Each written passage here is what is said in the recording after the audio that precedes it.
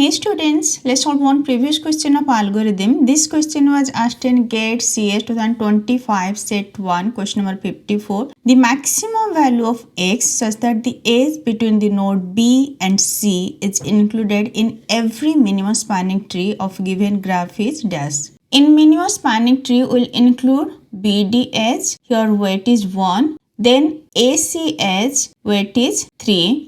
After that, we can either use the AD or BC. It is saying we'll include BC in every minimum spanning tree and what should be its weight. There are 4 vertices, so in minimum spanning tree there will be 3 edges. So x value should be less than 6 and greater than 3, that we can include x. So it can be either 4 or 5, but here it is asking what is the maximum value of x. So maximum value of x should be less than 6, that's why it can be 5. For including BC edge in minimum spanning tree, maximum x value should be 5. I already discussed minimum spanning tree, just go through the lecture, and if this lecture is helpful for you, please like, share and subscribe. Thank you. Bye bye.